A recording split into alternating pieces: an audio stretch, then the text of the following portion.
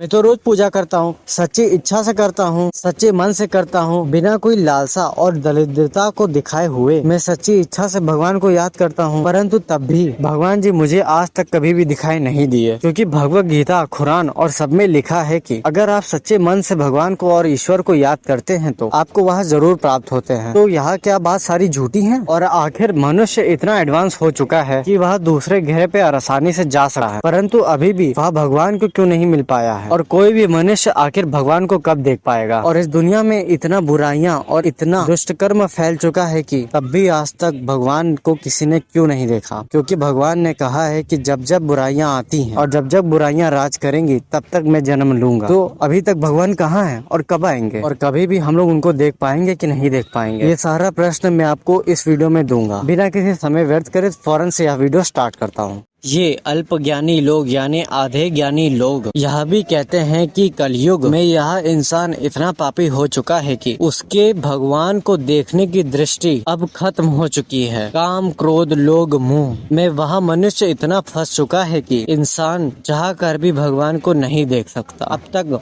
बताए गए तर्क सारे के सारे मूर्खों वाले तर्क हैं। अपने अल्प ज्ञान की खामी को छुपाने के लिए कुछ धर्म के ठेकेदारों और बड़ों ने यह सारा का सारा आरोप मनुष्य के पापों पर थोप दिया। भगवान का ना दिखाई देना भौतिकी का भी यह टेढ़ा प्रश्न है। यानी मैं आपको इसको पूरा सही से एक्सप्लेन करता हूँ। आप अगर मेरी बात ध्यान से सुनेंगे तो आप वह इंटरकनेक्शन पा पाएंगे जो मैं कहना चाह रहा हूँ। और जिस कारण से आपने इस वीडियो पे क्लिक किया है आपको उसका रीजन मिलेगा। इंटर डायमेंशनल टाइम ट्रेवल से स्ट्रेंथ थ्योरी। अब यह थ्योरी यह साबित कर चुकी है कि कोई एक ब्रह्मांड नहीं है बल्कि समांतर ब्रह्मांड है, बल्कि अनेकों लाखों करोड़ों ब्रह्मांड हैं, जिनकी सही बात बताऊं तो संख्या भी करना नामुमकिन है। कुछ ब्रह्मांड हायर डायमेंशनल में भी हैं। हायर डायमेंशन में और कोई नहीं वह भगवान है जो हिंदू ग्रंथों में उल्लेख किया गया है। यह लोग अनगिनत हैं, जैसे ब्रह्मलोक, गंधर्व लोक, बैकुंठ लोक। इन सभी लोकों में से सबसे ऊपर है गोलोक, जहाँ पर भगवान श्री कृष्ण और उनकी रानियों का वास है, जहाँ दूध के समुद्र है, मक्खन के पहाड़ है और दही की नदियां हैं। अब यहाँ मेन सवाल आता है कि यहाँ लोग हमको क्यों नहीं दिखाई देते हैं? आखिर ऐसी क्या बाउंड्री या कंडीशंस पड़ जाती हैं कि यहाँ लोग हमको बिल्कुल भी विजिबल नहीं होते हैं? तो फिर उसका साइंटिफिक रीजन ध्यान से सुनिएगा। उसका साइंटिफिक रीजन यह है कि हमारी नेत्र यानी हमारी आंखें से 3 डायमेंशनल देख सकती हैं। यह ब्रह्मांड जो हम लोग देख सकते हैं यह पूरा 3 डायमेंशनली में ही है। हमारी नेत्र यानी हमारी आंखें सिर्फ और सिर्फ 3 डायमेंशनल ही तक देख सकती हैं।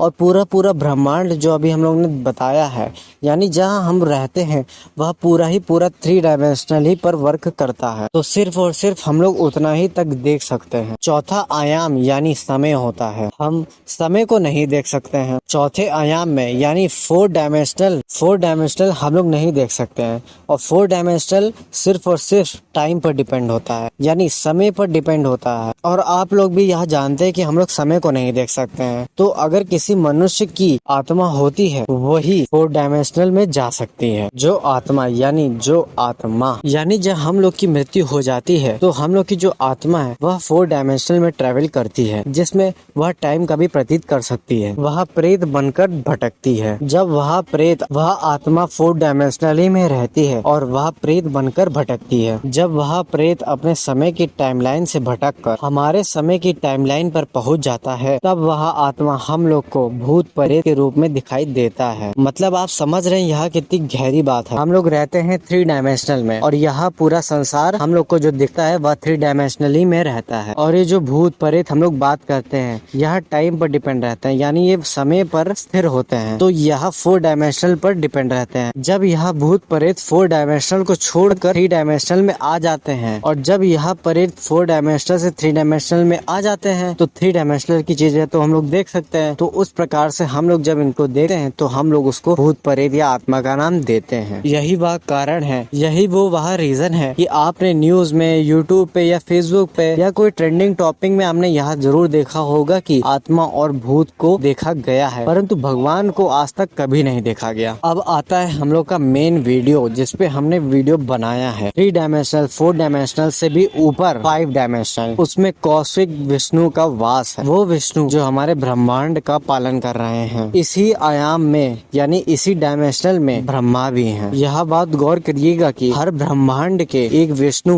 और ब्रह्मा है, यानी अनगिनत ब्रह्मांड के अनगिनत ब्रह्मा और विष्णु है। वहीं इसी से ऊपर 6th डायमेंशन में महाविष्णु का वास है। छठे यानी 6th डायमेंशन के ऊपर भगवान नरसिंह, भगवान कृष्ण, माता शेरावाली, माँ काली आदि का वास है। अब सवाल यह है कि क्या कोई ऐसा भी तरीका है जिससे कि हम भगवान को देख सके? तो इसका जवाब है हाँ, एक तरीका है जिससे हम लोग ये 5 डायमेंशन से लेकर आगे जितने भी डायमेंशन है उन सबके भगवान को देख सकते हैं। यह तरीका दिव्य दृष्टि का है। आपको ध्यान होगा कि महाभारत में जब अर्जुन ने भगवान श्री कृष्ण को उनका विराट रूप धारण करने को कहा था, जिसमें श्री कृष्ण ने अर्जुन को दिव्य दृष्टि दिया था। दृष्टि में अर्जुन ने यह देखा था कि वह विष्णु जी के अलग अलग यानी जितने भी डायमेंशंस हैं उनमें उनका रूप देखता है। कहने का मतलब यह है कि हमारे चाहने से कुछ नहीं होगा, भगवान के चाहने से ही हम उन्हें दिव्य दृष्टि से देख सकते हैं। इसके लिए हम लोग को